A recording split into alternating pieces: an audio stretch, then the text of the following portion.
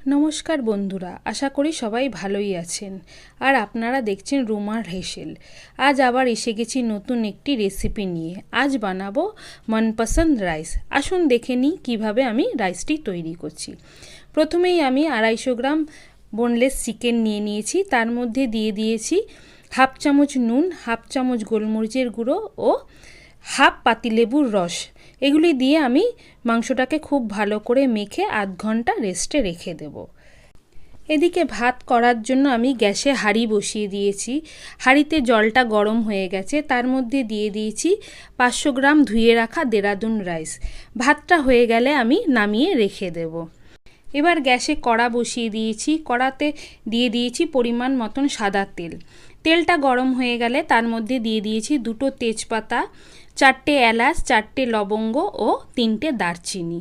এগুলি দিয়ে একটু ভালো করে নাড়াচাড়া করে তার মধ্যে দিয়ে দিয়েছি আগে থেকে কেটে রাখা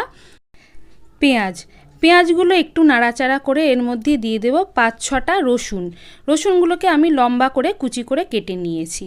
এরপর এর মধ্যে দিয়ে দেব 1 চামচ গ্রেট করে রাখা আদা। এগুলি দিয়ে একটু ভালো করে নাড়াচাড়া করে নেব।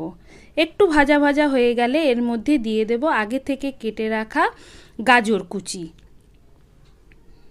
গাজরগুলো দিয়েও আমি একটু ভালো করে মিশিয়ে নেব। ভালো করে একটু মেশানো হয়ে গেলে এর মধ্যে দিয়ে দেব আগে থেকে কেটে রাখা বিনস। এরপর এর মধ্যে দিয়ে দেব ক্যাপসিকাম। আমি সবগুলো সবজি আগে থেকে কেটে রেখে দিয়েছিলাম। সবজিগুলো একটু ভালো করে নাড়াচাড়া করে নিয়ে এর মধ্যে দিয়ে দেব স্বাদ মতন লবণ। লবণটা দিয়ে আবার সবজির সাথে ভালো করে মিশিয়ে নেব। এবার এর মধ্যে দিয়ে দেব আগে থেকে যে ম্যারিনেট করে রেখেছিলাম মাংসগুলোকে, সেই মাংসগুলো দিয়ে সবজির সাথে খুব ভালো করে একটু মিশিয়ে নেব।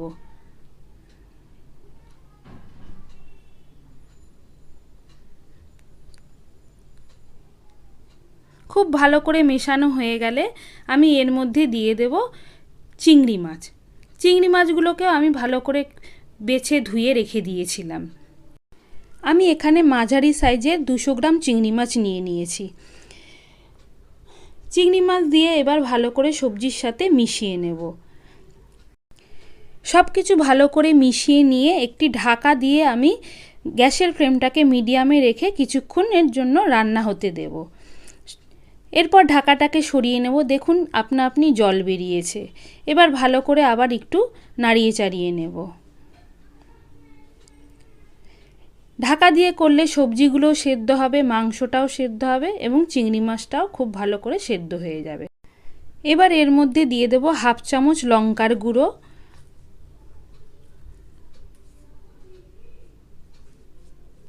ও 1 চামচ গোলমরিচের গুঁড়ো।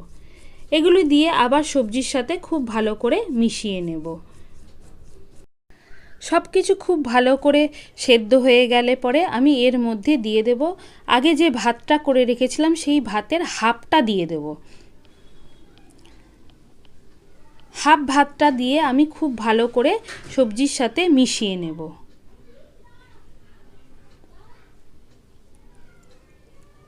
খুব ভালো করে মেশানো হয়ে গেলে আমি বাকি ভাতটা আবার এর মধ্যে দিয়ে দেব।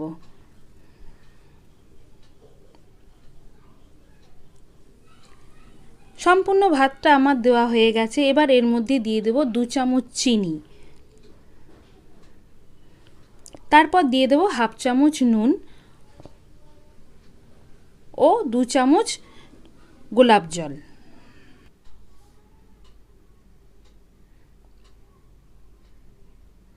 গোলাপ জলটা দেওয়া হয়ে গেলে এর মধ্যে দিয়ে দেব 1 চামচ গোলমরিচের গুঁড়ো।